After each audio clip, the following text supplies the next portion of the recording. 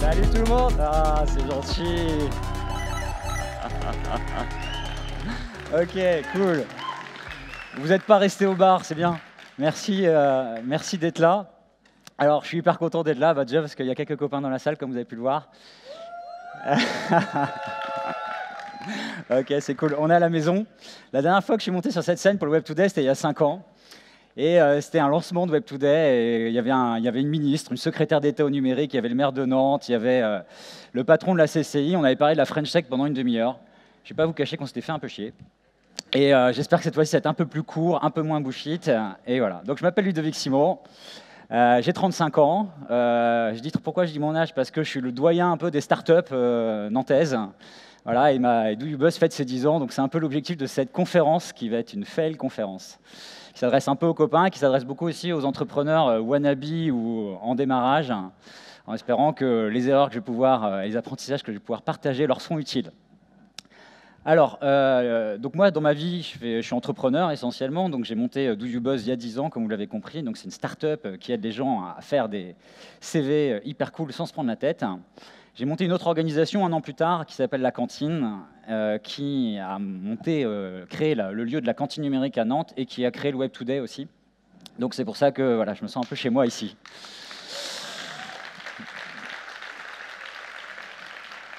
Je fais d'autres choses dans ma vie. J'essaye d'aider un peu les gens de plus en plus. Et donc, les chercheurs d'emploi, c'est un sujet que je connais bien. Je les aide à faire des CV, à écrire le contenu, à les coacher, à réussir leur transition professionnelle. Et j'aide aussi les start-upers à essayer de réussir un peu leur démarrage de start-up et essayer de ne pas faire les mêmes erreurs que les miennes. Parce que comme vous allez le voir, des erreurs, j'en ai fait beaucoup, beaucoup. Alors vous me dites quel rapport avec cette slide? Déjà, c'est que le coaching de start-up que je le fais de manière bénévole. Et donc, du coup, souvent, c'est autour d'une bière. Et le deuxième truc, c'est qu'il y a un copain start-upper de Nantes qui se cache sous cette combinaison. Et je vous dévoilerai, pour ceux qui ne le connaissent pas, son identité à la fin de cette conférence. Alors, on va parler un petit peu de Do You Buzz. Bon, juste pour situer, pour ceux qui ne connaîtraient pas, Do You Buzz, donc quelques chiffres clés, c'est un peu de la vanity metrics, c'est pas vraiment ça qui est intéressant, mais bon, on est quand même une équipe de 8 personnes, on existe depuis 10 ans, on a pas mal de business angels qui nous ont soutenus sur le chemin. On a 500 inscrits par jour, donc c'est une boîte qui a une autorité sympa, quand on fait pas de pub, et il y a du bouche-oreille, voilà, et puis on est un peu une référence sur le sujet du CV en France, et on a plus d'1 million d'utilisateurs. Donc ça, c'est pour les trucs qu'on a réussi. La boîte est à peu près stable aujourd'hui financièrement, on fait 500 000 € de chiffre d'affaires. La croissance n'est pas ouf, mais bon voilà, on est content. Mais nous, on cherche en permanence, la question, c'est avec autant d'inscrits, comment ça se fait qu'on ne fait pas 5 millions quoi. Et comment ça se fait que nos clients ne sont pas encore plus ouf. Et donc, il y a des trucs qu'on a ratés, et c'est ça que j'ai envie de vous partager aujourd'hui.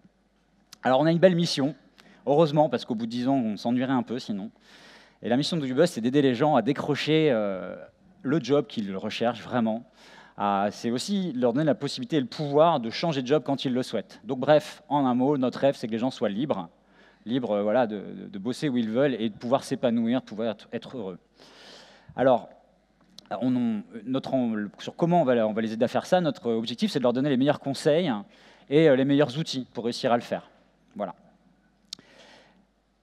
Donc globalement, si on a réussi notre mission, nos clients, quand ils ont trouvé un taf, voilà, ils ont une énergie géniale, et ça, c'est cool, c'est pour ça qu'on aime bien ce boulot, et c'est pour ça qu'on essaie de se réinventer aussi, c'est parce qu'on veut que nos clients soient toujours mieux servis, et voilà, ça va faire un peu l'objet de ce que je vais vous raconter. Alors si ça vous convient, moi l'idée, c'est de vous parler un peu de l'histoire vite fait de les 10 ans de Do You Buzz, et ensuite, ça me permettrait de vous parler des erreurs qu'on a commises. Voilà, si je ne raconte pas l'histoire, vous n'allez pas vraiment comprendre pourquoi ces erreurs se sont mises en place comme ça. Donc Do You Buzz, ça commence en 2007 avec 3 loustiques, hein, donc moi, Jérémy et Julien. On bosse dans une même boîte, donc là on commence un petit peu à s'ennuyer, une boîte du web, et puis on a envie de montrer tout ce qu'on sait faire, on est plein d'énergie, et puis il y a le mouvement du web 2.0 qui démarre, donc pour des gens comme nous qui ont étudié le web à l'époque du crack de 2001, voilà, plus personne n'y croit et tout, puis là ça repart, et c'est notre moment à nous, ça y est, on est prêt. On est sur le marché de l'emploi et on est des professionnels, quoi, en tout cas des jeunes professionnels. Et donc on veut rejoindre une start-up, quoi. Et donc moi je me crée un CV en ligne pour me différencier. Et puis en fait on commence à se dire putain mais cette idée elle est super, quoi. CV en ligne, c'est vrai que le CV Word c'est quand même une grosse corvée, c'est pas interactif, il y a plein de problèmes et donc CV en ligne c'est top. Tu peux être visible sur Google, tu peux envoyer ton lien un peu partout. Et puis tu peux aussi avoir ton Word à côté pour imprimer quand il y a besoin. Donc c'est ça le concept de départ. Et on commence à s'enflammer. Et puis là, coup de bol, mon ancien directeur d'école, Éric Varin, type qui bosse au CCO aujourd'hui, un type super, me dit j'ai besoin que mes étudiants fassent des CV, sans que je lui ai rien dit. Et j'ai le dossier sous les mains et je dis putain, c'est génial, moi je peux t'aider à faire ça. Donc premier client en moins de 2 semaines, impeccable. Et ce mec me présente 3 loustiques. Là aussi. Donc Arnaud Chéniaud, Vincent Roux et Séverine Pirot d'Intuiti, petite boîte web marketing qui monte. Bon, pour ceux qui sont à Nantes, vous savez bien, c'est une agence qui compte maintenant dans le paysage. À l'époque, voilà, ils sont en démarrage et moi je suis là, waouh, des entrepreneurs incroyables, font 500 000 € de chiffre d'affaires, c'est des grands malades. Et donc du coup, ces gens-là me soutiennent. Et là, vraiment, j'ai la petite dose de confiance, la petite dose de voilà, un client, quelques gens qui sont déjà dans le truc. Donc moi j'ai 25 ans, j'ai hyper peur de me lancer et en même temps je trouve que cette idée est super, donc on y va, c'est parti. Et donc, alors vous allez découvrir un petit peu au cours de cette conférence, c'est que je ne suis pas un champion du monde du business, c'est-à-dire que c'était vraiment ma compétence naturelle. Par contre j'étais le champion du monde des aides. Pour décrocher des aides, alors là je peux vous dire que j'étais vraiment pas mal, donc faire des dossiers, expliquer, bullshiter un peu quand il faut. Et donc je réunis plus de 200 000 €, donc là super, on est riche, on va tenir 10 ans. On monte une équipe en mode lean de l'époque, et lean de l'époque, c'est 6 personnes. Donc, dire, c'est pas du tout lean, évidemment. Donc, ça commence, voilà, tu commences, tu as une structure de coût de 20 000 € par mois, quasiment dès le démarrage. Mais c'est pas grave, on y croit, on est sûr que notre modèle va exploser, qu'il y aura 1 million d'utilisateurs au bout de 6 mois, 1 an. Comme vous avez vu, ça a mis 10 ans. Et voilà, on se lance. Donc, on est là, c'est des locaux à côté de nos potes d'Intuiti, dans la Halle 6. La Halle 6 qui est en train d'être détruite, alors je sais plus où on est, juste là-bas, et qui va redevenir le QG des startups à Nantes dans quelques mois. Bon bref, ça démarre bien, c'est cool, on bosse comme des oufs, on est dans notre produit, dans notre bulle, on bosse, voilà, c'est super. Et là, 6 mois après, ça c'est une photo qui est prise un soir très important pour DoYouBuzz, c'est le jour où on lance la version publique de DoYouBuzz ou la version bêta, je m'en fous. Enfin bref, c'était le moment où on commence à montrer notre produit à l'extérieur. Et en parallèle, pas de bol, coup de bol, je sais pas, enfin en tout cas ça se passe comme ça. Moi je commence à organiser des événements à Nantes, des barcamps à l'époque. Et c'est des événements où en fait, vu qu'il n'y avait rien, il n'y avait pas beaucoup de startups, il n'y avait pas d'événements dans le domaine du web ou quoi que ce soit, du coup tous ceux qui sont en attente de ce truc-là se mettent à venir. Et donc il y a 200 personnes qui sont dans un barcamp. Et moi je fais l'aller-retour dans la soirée entre l'événement que j'anime, avec 200 personnes qui parlent de tous les sujets, et mes techos et toute l'équipe qui sont en train de lancer DoYouBuzz. Voilà, donc vraiment un moment extraordinaire de notre vie. Et puis voilà, alors actuellement, un petit clin d'œil, on rencontre un type qui s'appelle Quentin Adam à l'époque, il a 18 ans, il est en stage, il n'a pas encore monté Clever Cloud, mais il nous explique déjà comment faire fonctionner une startup. Et il n'a pas changé. Donc voilà, ça c'est la homepage de DoYouBuzz au moment du lancement. Voilà, donc CV en ligne, le CV évolue, et vous, nanana, bon bref, voilà.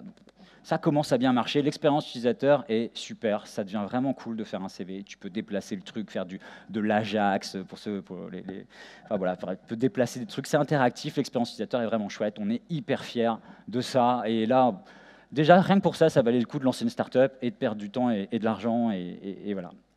Et alors là, le Graal arrive, TechCrunch France, le média numéro 1 à l'époque, il y a TechCrunch et tous les autres petits blogs qui parlent du digital. Et TechCrunch fait un super article élogieux sur nous. Autant vous dire qu'à ce moment-là, je pense que je vais devenir millionnaire très très vite.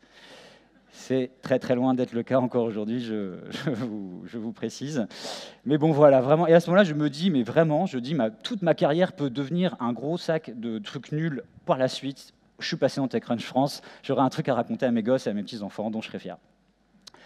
Voilà, donc la boîte, il commence à y avoir des gens qui s'inscrivent. Alors, à l'époque, il n'y a pas tous les stores, il n'y a pas tous les moyens de se rendre connaître, mais on fait 30 000 inscrits gratuits, ce qui est plutôt honorable à l'époque. On a une transfo de 4-5%, ce qui est assez honorable, et on a plus de 1000 clients. On commence à avoir un petit revenu qui s'installe. Vu qu'on est 6, alors, contexte, 2007, l'iPhone vient de sortir, il n'est pas encore disponible en France, l'App Store n'est pas sorti. Le lean et l'agilité, c'est des mots dont on n'a jamais entendu parler. Monter une startup n'est pas encore une science. Donc, tu fais un peu comme tu veux. Moi, j'étais un passionné, je faisais énormément de veille sur les startups. J'avais 2 bouquins à disposition sur les startups, c'était Google Story et 2-3 conseils de boîtes de la Silicon Valley qui avaient levé 2 millions de dollars avant de commencer. Donc, autant dire qu'on n'était pas vraiment outillés pour réussir en n'ayant pas beaucoup de fric.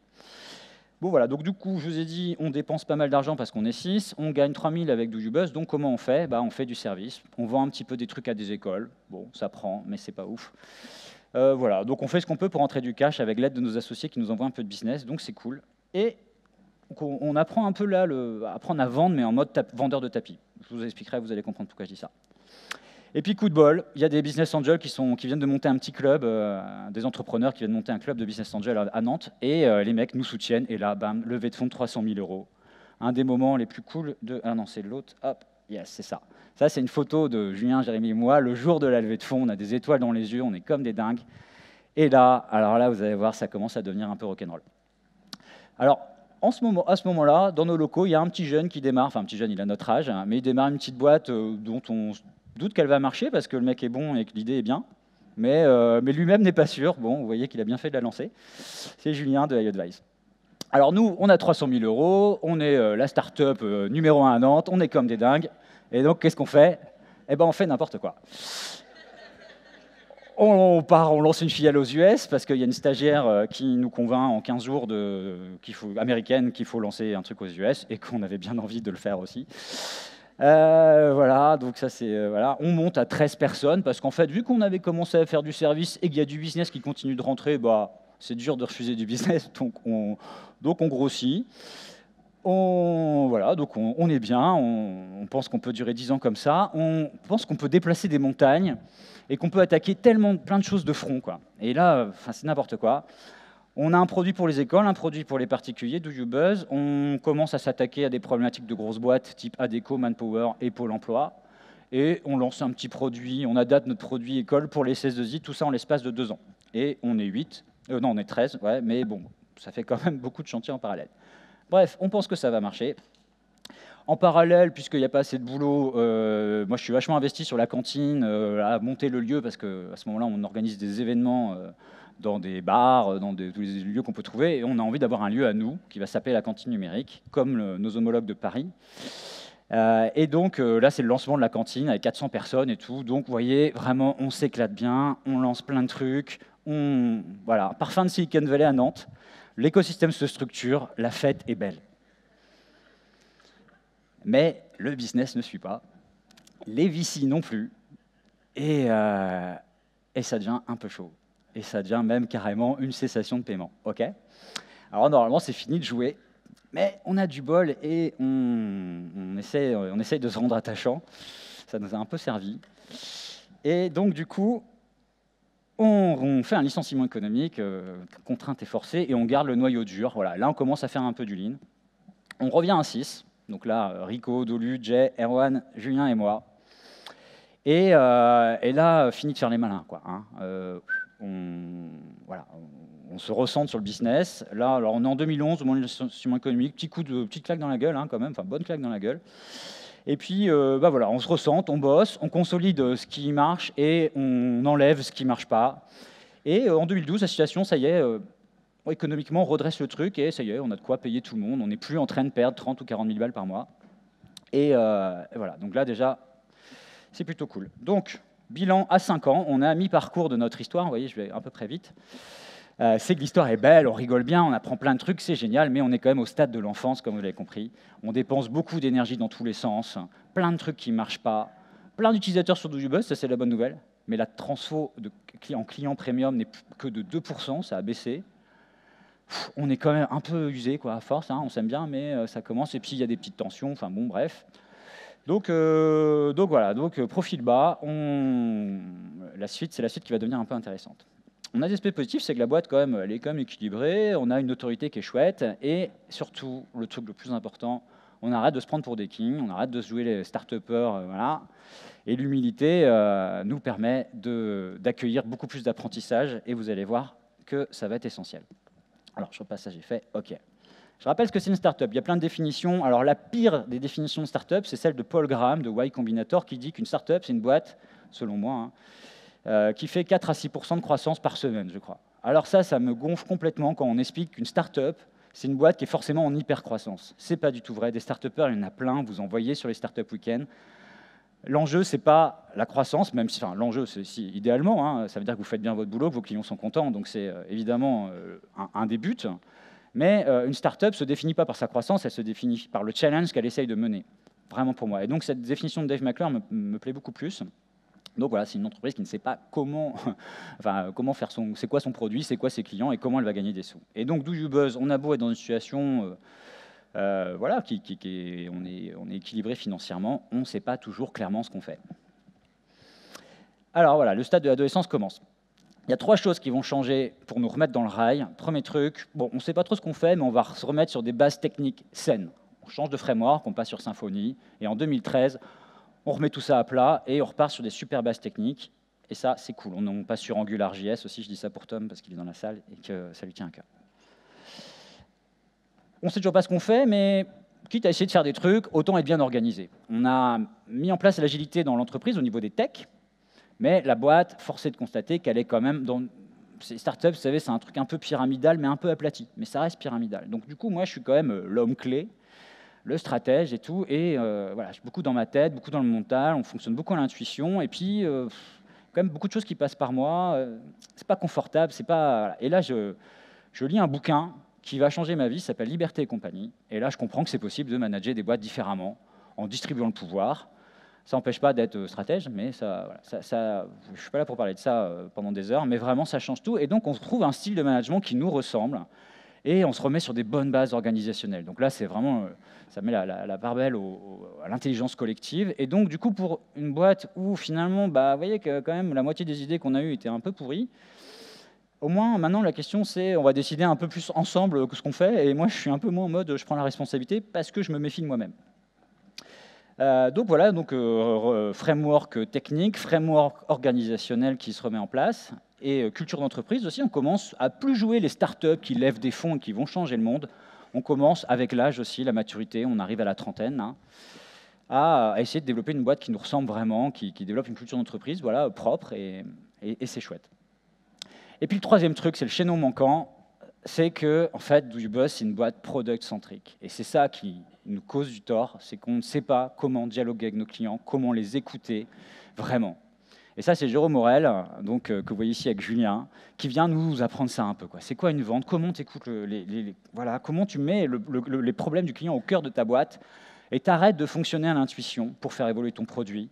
T'essayes, il nous a aidé clairement à gagner en subtilité pour comprendre les vrais problèmes de nos clients. Et ça, c'était quelque chose qu'on ne sait pas faire, et c'est quelque chose que peu de gens savent faire, en vrai. Voilà.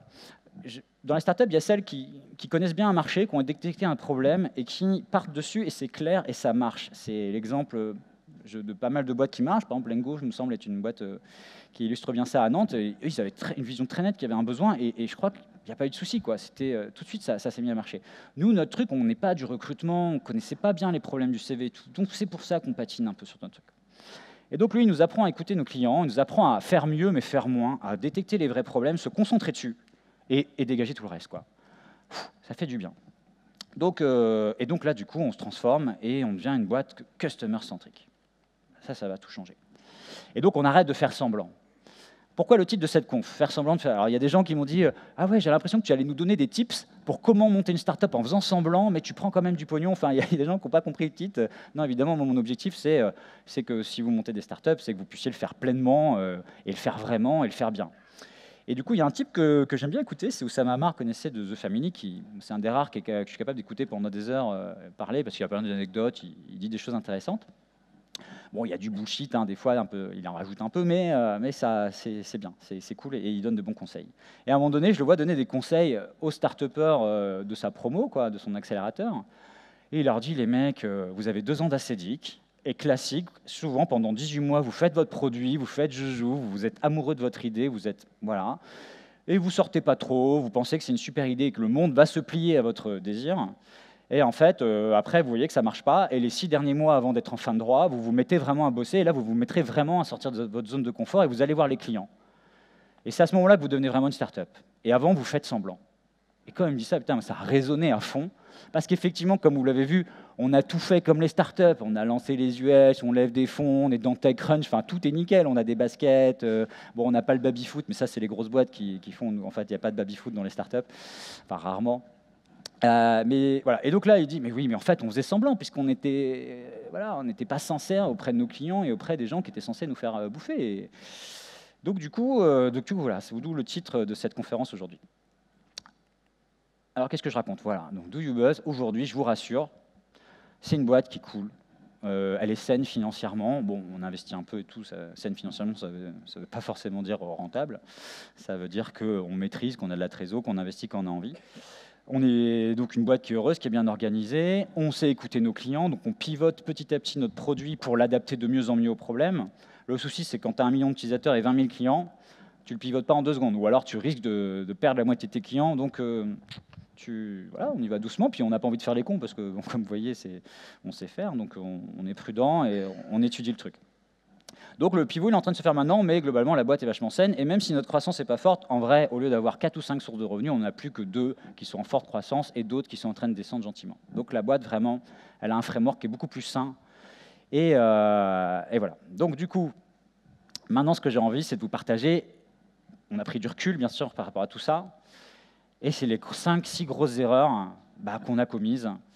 Et voilà, donc j'essaie de vous les livrer là pour que, idéalement, si vous montez une start-up ou si vous êtes en plein dedans, vous puissiez peut-être vous reconnaître. Voilà. S'il y en a un ou deux qui grâce à ma conf, réussissent à éviter des erreurs, moi j'aurais gagné ma journée. Donc première erreur, vous l'avez deviné, c'est être amoureux de son idée. Alors là, je plaide coupable à fond. Je vous ai raconté, CV en ligne, c'est génial, c'est vachement mieux qu'un CV PDF. C'est vrai que c'est vachement mieux qu'un CV PDF. Mais les gens n'ont pas envie de ça, quoi. Enfin, c'est pas le truc le plus utile, etc. Vous allez comprendre. Homepage numéro 1 de YouBuzz. En 2008, 2009, on change la homepage, on raconte voilà, on essaye de faire mieux. 2010, 2011. Voilà. Donc en gros, les pages elles changent, on raconte pas la même histoire, on présente ça différemment. La transfo d'un visiteur à un inscrit est à peu près la même. Il n'y a pas de saut énorme. Et la seule histoire commune qu'on raconte de cette page, c'est à chaque fois on montre un CV en ligne. Puis en 2012, je crois que c'est en 2012, on fait un A/B testing de Home et on rechange le design encore une fois, parce que visiblement, comme vous avez vu, on aime bien ça. Et là, Dolu, notre designer, glisse dans les 3-4 trucs qu'on teste, un petit visuel de PDF juste pour voir. Alors moi, j'étais plutôt opposé, non, le PDF, c'est pas nous, c'est pas ça, etc. J'étais vraiment résistant, puisque j'étais amoureux de mon idée. Et là, cette page d'accueil transforme 20 ou 30% de mieux. Et là, à force d'entendre des gens me dire « Ouais, moi j'ai besoin d'un PDF », et puis « Mais non, mais le CV en ligne, c'est mieux », et voilà. Être amoureux de son idée, tu n'es pas dans la bonne posture, tu n'es pas dans une posture d'écoute, tu n'essayes pas de détecter le vrai problème du mec, ou de tes clients, ou de tes segments, tu es vraiment en train d'essayer de fourrer au chausse-pied ton truc, quoi. Et comme vous voyez, voilà, ça a marché un peu, mais c'est pas la bonne posture pour être une boîte apprenante et une boîte qui gagne en subtilité et qui va être capable vraiment de cartonner. Voilà, donc 7 ans. Ce que je suis en train de vous dire, c'est que j'ai mis 7 ans à rendre compte que mon idée de base était un peu pourrie. C'est dur, mais on l'a quand même accepté. Quel est le problème de cette idée? C'est qu'on s'attaque à 2 problèmes en même temps. C'est souvent le cas des startups. Les gens qui veulent un site perso et les gens qui veulent un CV parce qu'ils veulent envoyer un mail de candidature ou voilà, et avec un PDF, quoi, comme tout le monde fait. Et ça, en fait, moi, un peu geek, entrepreneur, start-upper, machin, j'avais envie d'avoir un truc 2 en 1. Et mes potes geeks, quand je les interrogeais, ils se disaient « Ouais, c'est cool, je vois très bien ». Mais en fait, c'est 2 populations plutôt différentes. Et ça, on a mis un paquet de temps à le découvrir. Donc l'idée du 2 en 1, faut oublier quand vous montez votre startup, c'est la pire idée. Alors, pourquoi on s'en est pas rendu compte plus tôt? Attends, j'ai passé un truc ou c'est moi là? Non, c'est ça, ok. Donc, ok. Alors, pourquoi c'était difficile à lire? En plus d'avoir 2 populations qui viennent pour des raisons différentes, on confond nos early adopters avec notre marché. Vous connaissez cette courbe, c'est la courbe d'adoption d'un produit. Tu lances un produit nouveau, il y a les innovateurs, alors eux, ton produit peut être buggé, ça, ils s'en foutent, ils veulent des trucs nouveaux, c'est des gros geeks, ils veulent tester tout ce qui est nouveau. Voilà, hyper cool. Donc eux, tu les as de base, tu lances un truc, ils sont dessus, hop, ok. Les early adopters, bon, eux, il ne faut pas que ce soit trop buggé, mais tu sors une bêta à peu près propre, tu n'as pas besoin d'expliquer super bien ce que tu fais, le mec comprend tout seul qu'est-ce qu'il va pouvoir en faire. Il est opportuniste, il pige, voilà, il se dit « Ah ouais, c'est en ligne, pas mal, je peux me différencier et tout, ok, je m'inscris, ok, c'est cool, j'achète. » Ça, les early adopters, on est resté très longtemps en B2C comme en B2B. Je ne parle pas beaucoup de l'activité B2B de YouBuzz, mais on travaille aussi avec des sociétés de services pour les aider à mieux gérer leur CV et gagner en réactivité commerciale, tout ça, enfin bref, voilà. Et sur nos 2 produits, on a fait la même erreur, c'est qu'en fait, on écoute nos early adopters et on se dit « C'est génial, le produit est top ». Et en fait, on n'arrive jamais à convaincre la majorité, et la majorité, c'est des pragmatiques. Donc eux, ils ont plein de bonnes raisons de ne pas changer, et de rester sur Word, en gros, c'est ça que ça veut dire pour nous. Et le jour où ils basculeront, c'est vraiment tout le monde a basculé, c'est vraiment ton produit, il est nickel, et qui règle tous les problèmes, et qu'il n'y a aucune frustration ou friction pour basculer. Voilà. Bon, en gros, on pourrait l'expliquer certainement un peu mieux, mais... Et beaucoup de startups se tapent le mur entre les early adopters et les early majority. Tu peux lancer un produit et avoir 30 000 utilisateurs qui sont pour majorité des early adopters, et tu crois que ton produit marche. Et en fait, il n'est pas préparé à conquérir un marché. Ça, c'est la dure réalité. Donc, il faut savoir qui t'écoute. Sauf que nous, DoYou, bon, il y a quand même pas mal de gens qui s'inscrivent. Donc, tu as des early adopters qui veulent un site perso, des early adopters qui voient qu'ils peuvent avoir un CV un peu cool. Et puis, la majorité commence à arriver. Pourquoi ils commencent à arriver malgré tout? Parce que le produit est gratuit. Donc, du coup, il y en a quand même qui viennent tester. Qu'en plus, faire un CV sur Word, c'est vraiment chiant comme la mort. Donc, il y a plein de chercheurs d'emploi qui arrivent sur DoYou Buzz. Ils aimeraient bien avoir une appli et tout. Donc, on se retrouve avec finalement une variété de profils et de gens qui viennent pour des objectifs différents, avec des niveaux de maturité différents. On ne comprend rien de ce qui se passe. Et on ne comprend pas pourquoi on ne vend que 2% du temps, quoi qu'on essaye. Voilà, la transfo, on n'arrive pas à la décoller, mais en fait, je vais vous dire pourquoi. En fait, on ne vend pas DoYou Buzz. On a un produit premium qui est mal adapté à la majorité, mais qui apporte des trucs que les early adopters voient. Voilà, en gros, l'histoire. Et voilà, donc la question, c'est comment comprendre ce que la majorité veut, comment rentrer dans nos vrais clients. Bon, on va en parler. L'erreur numéro 4, c'est qu'on a une cible trop large. Alors ça, c'est l'erreur basique. Aujourd'hui, on te dit qu'il faut segmenter, etc. C'est évident. Pourquoi? Nous, notre erreur, le truc qu'on se disait, c'était non, on va refuser personne, c'est mieux, on aura plus de gens. Mais en fait, le but d'une startup qui démarre, c'est pas d'avoir plein de gens. Moi, c'est la belle affaire d'avoir 1 million d'utilisateurs si tu n'as que 20 000 clients. Et voilà. Et, bon, je préférais avoir 100 000 utilisateurs et beaucoup qui passent clients, un taux de satisfaction beaucoup plus haut. Enfin, nos utilisateurs, en l'occurrence, sont plutôt satisfaits, mais ils pourraient l'être encore plus. Donc, au lieu d'être un produit nice to have, je préfère être must have pour 100 000 personnes que nice to have pour 1 million. Et puis, en plus, voilà, donc ce que je veux dire, c'est qu'une boîte qui démarre, c'est une boîte qui voit apprendre de ses clients. Et c'est ça l'objectif numéro 1, il ne faut pas se tromper. L'attraction, c'est l'acquisition, c'est important, mais c'est secondaire par rapport au apprentissage que vous allez faire. Donc, il faut segmenter, parce que c'est plus simple d'analyser un segment. Comme vous voyez, nous, c'est le bordel, on a plein de gens qui sont là pour des raisons différentes, et donc on ne comprend rien. 5e erreur, c'est la suite de ça, ne pas savoir comment apprendre de ses clients en permanence. Donc, surtout qu'en plus, quand tu lances ton produit, ton audience évolue dans le temps. Voilà. Bon. Donc du coup, il faut dialoguer avec eux, il faut les segmenter, savoir qui t'écoute. Les utilisateurs gratuits, nos clients, il faut les écouter de manière séparée. Et voilà, et ça, il y a des protocoles pour ça. Il y a alors, la méthode du Customer Centric Selling, je vous invite à vous intéresser à ça. Et puis, il faut rentrer dans le cerveau de tes clients pour mieux les comprendre, mieux les servir, et puis être capable de leur proposer des chances indispensables que tu pourras peut-être vendre. Donc il y a une technique que je vous invite à étudier qui s'appelle la technique Jobs to be done. Donc c'est une technique finalement, c'est un framework d'analyse de tes clients pour ne pas te tromper sur ce que tu es en train de faire et sur ce que tes clients veulent vraiment. Et ce framework est utilisé par beaucoup de startups dans la Silicon Valley, des grosses références. Bon, je ne vais pas dire tout le monde utilise ça, mais c'est vraiment hyper populaire maintenant. Ça demande beaucoup de subtilité, ça demande vraiment de s'y pencher. Vous pouvez vous faire accompagner sur ces sujets-là par des gens qui connaissent ce sujet, mais vraiment, faut utiliser ça. C'est un outil, enfin moi, en tout cas que je recommande. Il y en a certainement d'autres. Moi, en tout cas, c'est celui qu'on utilise à DoYou Buzz maintenant. En quoi ça consiste? Quelqu'un qui vient sur un service web ou qui achète n'importe quel produit, en fait, c'est quelqu'un qui a déjà des habitudes. Et pour qu'il se mette à changer de produit ou à acheter un truc dont il n'avait pas besoin avant, il a tout un cheminement. Il y a des trucs qu'il pousse peut-être à acheter, mais il y a des trucs qu'il retienne.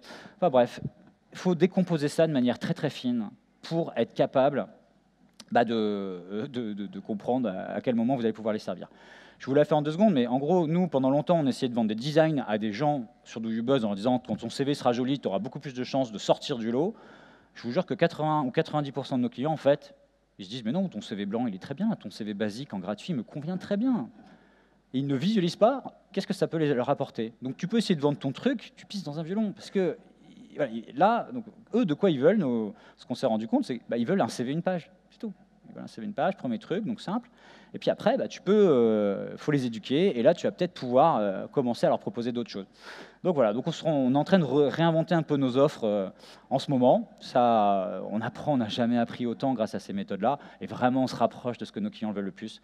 Et voilà, donc je vous inviterai dans 5 ans pour qu'on puisse faire le bilan de ce truc-là.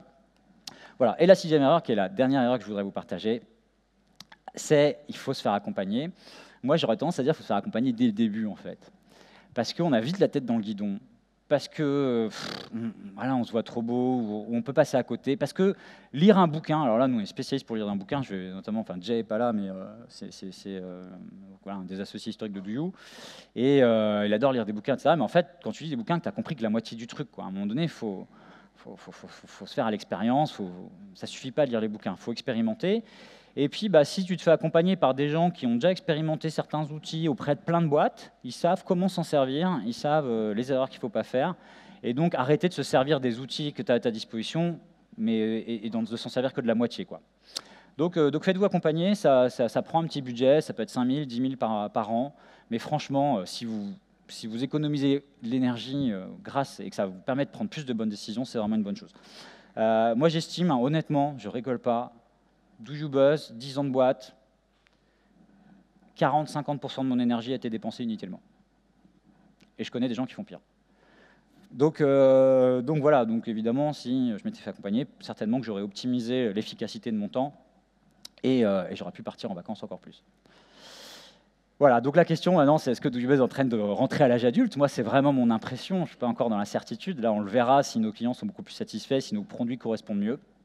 Voilà, on se reverra dans quelques années peut-être pour en parler, ou pas, mais ça voudra dire que ça ne s'est pas bien passé.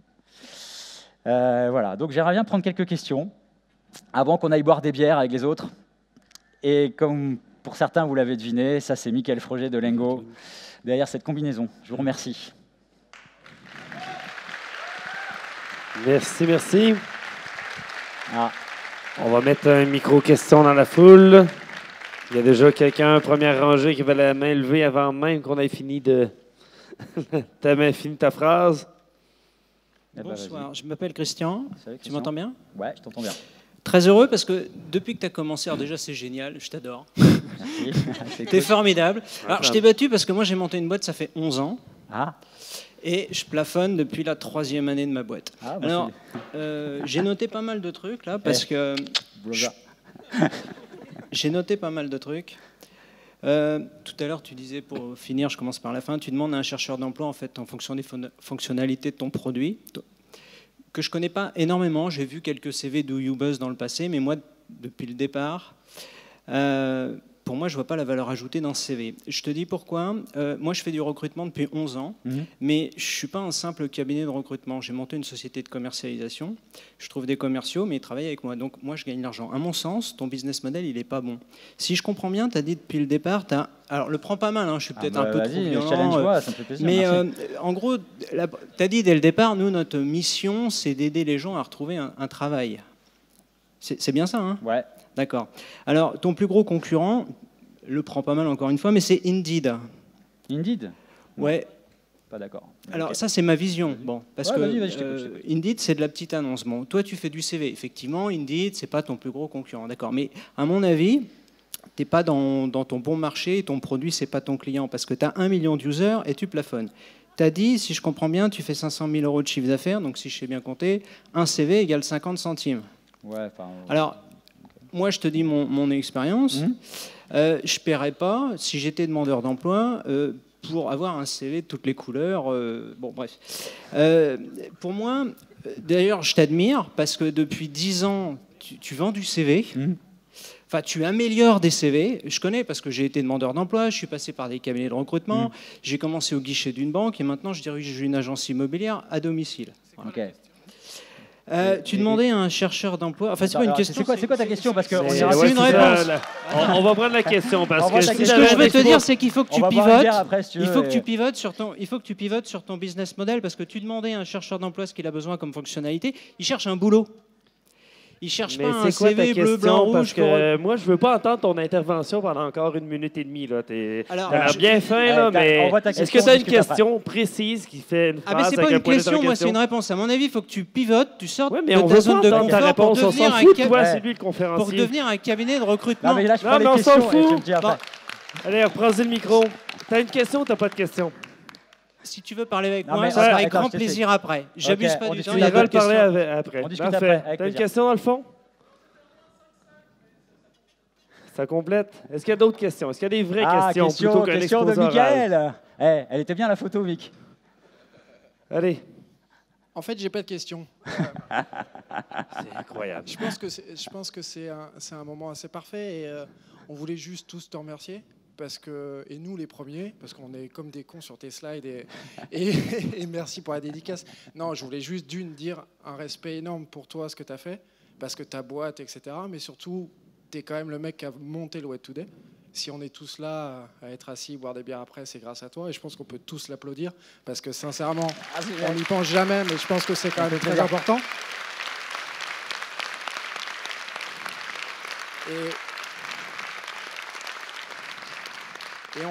Je pense qu'on salue souvent les réussites, mais on salue jamais en fait la réussite de l'échec. Ah oui. Et tu l'as hyper bien géré, parce que tu es quelqu'un de bon, tu es quelqu'un de bien, et voilà, bravo. Ah, merci, tu vas me faire chialer. Bon. Y a-t-il des vraies questions dans la salle? Une vraie question dans la salle, ici en avant. Une vraie question. Oh, Yann. Un petit peu, on va t'amener le micro pour qu'on puisse bien t'entendre en retransmission. Tu peux venir un peu à la lumière, ça va aider les gens de la caméra, ils vont t'aimer plus. Non, recule pas, reste en avant. J'avance. Juste une question. Pourquoi tu veux devenir adulte, en fait? C'est quoi ton truc? Ça, c'est une bonne question. Ça sert à quoi? Pourquoi faire? Ouais, c'est vrai. C'est bon, ça. Ouais, c'est une bonne question. En fait, je vais te dire, c'est la différence entre être ambitieux et avoir de l'ambition. Je trouve qu'il y a un truc là-dedans, en fait. Franchement, dans 10 ans, moi, je remplis parce que la mission, on aime bien et on se sent utile, qu'on pense qu'on peut mieux le faire. Je pense vraiment. Tu vois Pôle emploi? Tu vois Pôle emploi, tu vois la misère de l'accompagnement des chercheurs d'emploi aujourd'hui. Je pense qu'on peut la réinventer. Et je veux dire ça, c'est rigolo, mais l'ambition, moi, mon ambition ultime, ce serait de remplacer Pôle emploi. C'est que les gens soient vraiment bien accompagnés dans leur transition pro. Ça, c'est vraiment une belle mission. Ce serait peut-être la mission de ma vie, je sais pas, mais en tout cas, voilà. Donc ça te motive à rester. Le deuxième truc après, c'est que si dans 10 ans, on n'est encore que 10, mais si on prend autant de plaisir qu'on en prend aujourd'hui, mais moi, je signe tout de suite, aucun problème. Mais si on est 20, 30, 50, ça veut dire qu'on servira mieux nos clients, c'est-à-dire qu'il y aura plus d'intelligence. Moi, c'est chouette aussi d'être un peu chef d'orchestre dans un truc comme ça, d'avoir toujours des gens, enfin voilà, mon équipe, je les adore, et je suis sûr que vu notre organisation hyper fluide, en plus, on peut en accueillir d'autres, et on va s'enrichir des autres aussi. Donc du coup, tu as envie quand même que ton équipe grandisse, quoi. Donc voilà, c'est ça peut-être devenir adulte, mais sans se perdre en route, et comme tu l'as compris, moi, la vitesse et la croissance, c'est pas l'enjeu. L'enjeu, c'est c'est l'équipe, les clients, et ensuite peut-être grandir. Voilà. Bon, tant que tu gardes le t-shirt rose, c'est bon. Yes. On rassuré. Mais il y a un A pour adulte. Ouais, pour l'amour. Et voilà. Donc, d'autres questions? Il nous reste une petite minute. Ah, mon ami, il m'a défoncé au Web Today, il a parlé des bots. Yes. C'est bon. Très bonne conférence, merci beaucoup. Je suis en train de me poser plein de questions sur ma propre start-up pour pas empiler pour 10 ans, parce que j'en ai juste 2 derrière moi, donc ça veut dire 8 ans. J'ai une question perso, je suis désolé, il y a 400 personnes dans la salle probablement, donc tu n'es pas obligé de répondre. Okay. Mais justement, sur ta vie perso, est-ce que est-ce que tu as des enfants? Est-ce que tu as réussi à trouver une femme dans tout ça? Est-ce que elle est là. Elle est là, parfait. Elle est restée. Et du coup, c'est peut-être plus à elle de répondre. Est-ce que, j'ai envie de dire, est-ce que tout ça s'est fait avec une vie perso difficile à tenir parce qu'il y avait plein d'heures en plus, parce que c'était des week-ends à boquer dessus, ou finalement ça a été un taf sympa avec une vie merci pour sympa. Ta question, c'est hyper cool. Je vais prendre un grand kiff. Déjà, c'était un kiff de parler devant vous et de partager ça, et c'est un kiff de répondre à vos questions. Écoute, les premières années, il a fallu bosser. Quand tu lèves des fonds et que tu ne suis pas les promesses que tu as vendues, c'est sûr que tu ressens la pression. Je t'avoue que j'ai commencé je fumais pas mal de clopes, et pas que des clopes, des fois aussi, parce qu'il fallait tenir le truc. Et voilà, donc il a fallu se désintoxiquer un petit peu après, peu importe. Et donc ça, il y a eu quelques années difficiles, mais j'avais moins de 30 ans, c'était le début de la start-up, donc tu as signé un peu. Et puis à partir du moment de 2012, où la boîte est saine économiquement, et on libère l'entreprise en 2014, c'est comme ça, donc je partage le pouvoir dans la boîte. Donc on a une boîte, moi je fais pas partie des patrons qui essayent d'accumuler les casquettes. Les casquettes, je suis plutôt en train de les distribuer. Il y en a certaines que je garde parce que j'aime bien et que je crois que je le fais bien. Mais donc, du coup, je ne fais pas partie des entrepreneurs qui ressentent la solitude de l'entrepreneur parce qu'ils sont dans une logique de contrôle et qui dans une pyramide. Et je comprends très, très bien, je l'étais. Et donc, du coup, moi, cette façon de faire, elle me permet de dégager beaucoup de temps. Je vais vous le dire honnêtement, je suis peut-être le patron patrons, j'aime pas trop le terme, mais bon, bref, de start-up à Nantes et peut-être même en France qui bossent le moins. Moi, je bosse 4 jours par semaine, je prends 8 à 10 semaines de vacances. Ma femme et moi, ça va mieux que jamais, et on a 2 enfants. Et voilà, donc la qualité de vie est là aussi à côté, quoi. Il y avait François qui était content. Voilà. François, il est content. Donc on peut faire mieux, faire moins, quoi. Tu vois, moi aujourd'hui en 4 jours, je fais 2 fois plus que quand je bossais 90 heures comme un con, mais que je faisais n'importe quoi. Voilà. Donc l'enjeu, c'est arrêter de faire n'importe quoi, cogiter. Je sais pas si Nabil est dans la salle, mais lui, il est là pour vous aider à mieux écouter vos clients et mieux les comprendre. Il y a plein de gens pour vous aider là-dessus, et vous arrêterez de faire semblant de monter des startups, quoi. Voilà. Et voilà. Merci, Ludo. Merci. Adrien? Moi, je voulais juste rapidement profiter de l'occasion. Alors, je suis désolé, je n'ai pas écouté la conférence. Je ne sais pas si tu as raconté en fait, ce que tu as fait pour l'association en fait, aussi un petit peu. Non, on n'a pas parlé. Ludo, c'est voilà, parce qu'il a plusieurs vies. Il dit qu'il n'aime pas les casquettes, mais il en a quand même eu quelques-unes. C'est un des 3 fondateurs de l'association que moi je dirige aujourd'hui. On a eu le plaisir de travailler ensemble pendant très longtemps. Et moi j'ai toujours pris beaucoup de plaisir à travailler avec toi. Oui, c'était une vraie aventure en fait. Et voilà, c'est donc du coup, de fait, Ludo, un des fondateurs du Web Today. C'est toi qui a eu cette idée en fait au départ. Voilà, ça fait 9 ans en fait maintenant. Quand j'ai été embauché dans l'association, on a fait un petit entretien sur une terrasse de café au Flessel. Je pense que tu t'en rappelles. On était tous les deux avec François Bédénès à l'époque. Et dès l'entretien d'embauche, c'était le 15 août 2008, il me dit on aimerait bien monter un événement à Nantes, ce serait cool. On a déjà le nom, ça s'appelle le Web Today, on a trouvé ça, c'est super. Et ben voilà, on est nous hyper contents que 9 ans plus tard. La kermesse a bien grossi grâce à vous. La kermesse, elle est un peu grossie. Voilà, donc je pense qu'on peut l'applaudir, Ludo, parce que c'est aussi Merci, le Web Adrien. Today, grâce à lui. Donc,